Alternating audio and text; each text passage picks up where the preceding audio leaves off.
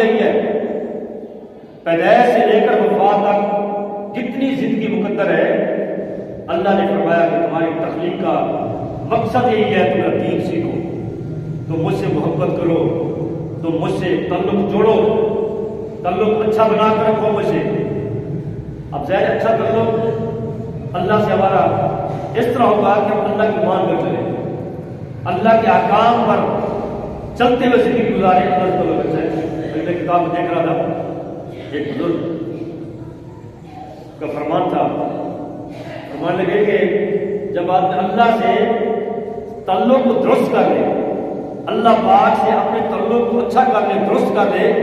اللہ تعالیٰ اس کے تعلق لوگوں سے اچھا کر دیتے ہیں، لوگوں سے بھی اس کے تعلق اللہ بہتر کر دیتے ہیں۔ جب اللہ سے تعلق کو بگاڑ کر کے اللہ کی نافرمانی کرے، اللہ کے احکام کو توڑے، بغاوت کرے، شریعت کو پامال کرے، قرآن کا احکام کی پامالی کرے، رسول اللہ صلی اللہ علیہ وسلم کے فرمان کی پامالی کرے، تو اللہ تعالیٰ سے ڈرا جاتے ہیں، تعلق بگڑ جاتے ہیں۔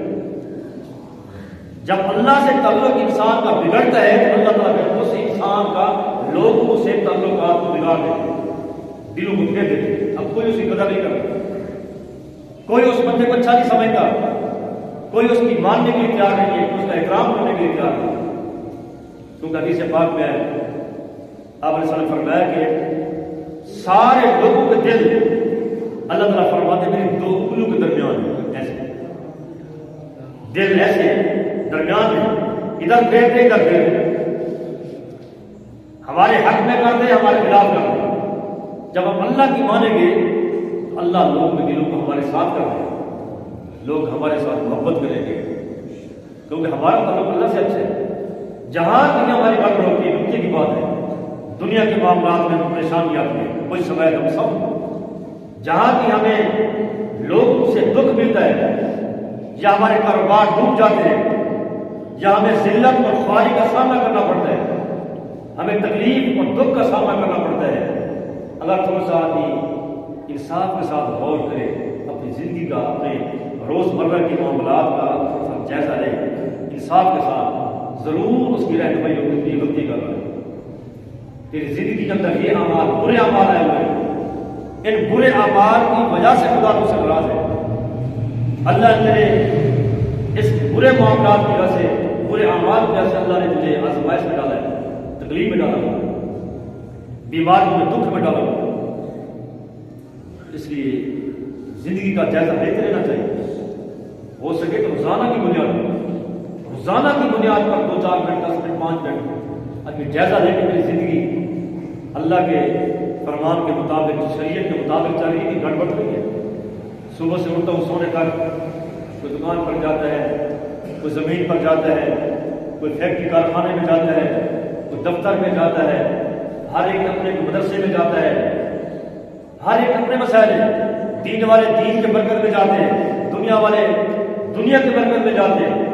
کہیں بھی جانا ہی ہوتا ہے، مجھے تو معاملات کرنے پڑتے ہیں، بے خلاف ہے، کیا یہ میرے معاملے شریعت کے اصول کے مطابق ہے،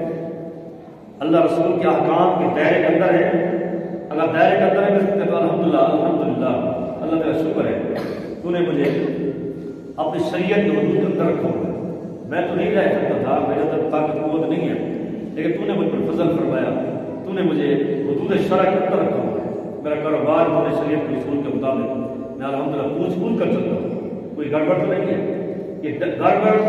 یہ وہی احساس کرے گا جس کو خوف خدا ہوگا، دل کا خوف ہوگا، اللہ کا ڈر ہوگا، اللہ کے سامنے جانا ہے، رب کے سامنے میں پیش ہونا ہے، تو میں اپنے معاملات کو بگاڑوں، تجارت آج ہے کل نہیں ہوگی، زمین آج ہے کل نہیں ہوگی، باغ فیکٹری کارخانہ آج ہے کل نہیں ہوگی، یہ ساری باغ و بہار آج ہے کل نہیں ہوگی، جب نہیں ہوگی پھر کیا بنے گا میرے ساتھ؟ اگر اس کو میں نے حدود شرع میں استعمال کر لیا، اللہ رسول کے احکام کے دائرے کے اندر رہ کر استعمال کر لیا، پھر ہمیشہ سرخ روئی ہوگی، قبر میں، موت کے وقت، اللہ کے سامنے پیشی کے وقت سرخ روئی ہوگی۔ جس بات میں علماء نے فصلی لکھا، جب آدمی کو روح نکالی، ایمان والی کی روح نکالی جاتی ہے، اللہ کے سامنے پیش ہوگی، ابھی تو اس کو غسل بھی نہیں دیا گیا، ابھی تو اس کو کفن بھی نہیں پہنایا گیا، ابھی تو اس کی نماز جنازہ بھی ادا نہیں ہوئی، ابھی اس کو قبر میں نہیں اتارا گیا، ابھی تو روح نکلی ہے۔ روح نکالنے کے بعد حدیث پاک میں کتاب روح میں لکھا ہے، کتاب روح بڑی مشہور زمانہ کتاب ہے، عربی میں تھی، اب اردو میں ترجمہ ہوا ہے۔ علامہ ابن القیم رحمۃ اللہ علیہ فرمایا کہ جب روح نکالتی ملک الموت، روح نکالنے کے بعد فرشتوں کے حوالے کر دیتے ہیں، اور ایک ٹیم جماعت فرشتوں کھڑی ہوتی ہے، ان کے حوالے کو فوراً لے کر اللہ کی بارگاہ میں پہلا آسمان، دوسرا، تیسرا، چوتھا، ساتواں سب کراس کر کرتے ہیں، بارگاہ الہی میں روح پہنچتی ہے۔ ذرا اس گھڑی پر بھی سوچ لیں، ہم ایمان والے ہیں، ہمارا ایمان ہے، ہمارا قرآن پر بھی ایمان ہے، رسول اللہ کے فرمان پر بھی ایمان ہے، تو ہمارے ساتھ یہ تو ہوگا، اللہ کے سامنے روح پیش ہوگی، آج نکل جائے، کل نکل جائے، 2 سال 4 سال، آخر انت ہونا کیا ہے؟ نکلی تو ہے، انت اخیر تو ہونی نکل لی ہے، 1000 سال ہے پھر بھی نکل لی ہے۔ اس گھڑی کو سوچے جب میری روح اللہ کے سامنے پیش ہوگی تو میں کس حال میں پیش ہوں؟ اللہ کا فرمان بردار یا اللہ کا نافرمان؟ اللہ کے احکام کو توڑتا تھا، اللہ کے احکام کو مجھ سے پوچھ جاتا تھا، اللہ کے احکام کو میں کوئی پرواہ نہیں کرتا تھا۔ اللہ ناراض ہوتا ہے، ہو جائے، مجھے کوئی پرواہ نہیں ہے، مجھے مال چاہیے، مجھے دولت چاہیے، میری پراپرٹی میں اضافہ ہونا چاہیے، مجھے عزت ملنی چاہیے، مجھے ووٹ ملنا چاہیے، مجھے تخت ملنا چاہیے، چاہے اللہ ناراض ہوتا ہے، ہو جائے، اللہ کے احکام ٹوٹ جائے۔ 100 جھوٹ بولتے ہیں، اب ووٹ آنے والے ہیں، کتنے جھوٹ بولیں گے؟ سب جھوٹ بولیں گے، قسمیں اٹھائیں گے، قرآن اٹھائیں گے، وعدے کریں گے، ایسے جھوٹے پہلے درجے میں جھوٹے لوگ، فراڈی لوگ۔ ابھی فراڈی لوگ آنے والے قریب بندوں میں، شہروں میں ملاقاتیں کرنے کے لیے سیر و سلام کریں گے، جیسے ہمارے دیوانے ہوں، ان کے دل میں ہماری بڑی محبت ہے، حالانکہ محبت وہ کوئی نہیں ہوتی، فراڈ، دھوکہ، جھوٹ، یہ کر دیں گے، وہ کر دیں گے، بس اس کے بعد کچھ پھر پرواہی کو ٹھیک ہے، پھر پرواہی کو یہی ہمارا حال ہے، ان کا سب کا یہ حال ہے۔ اس لیے دوستو عرض یہ ہے کہ ہمیں علم سیکھنا چاہیے، علم ہوگا، دین کا علم ہوگا تو پھر ہمیں سمجھ آئے گی کہ ہمارا خدا ہم سے کیا مطالبہ کرتا ہے، ہمارا پروردگار ہم سے کیا چاہتا ہے، ہم سے کیا مطالبہ کرتا ہے، اور ہمارا نبی، ہمارا پیغمبر صلی اللہ علیہ وسلم ہم سے کیا چاہتے ہیں، کیسی زندگی دیکھنا چاہتے ہیں۔ آپ کا میرا رب، آپ کا میرا نبی ہمیں کس حال میں دیکھنا چاہتے ہیں،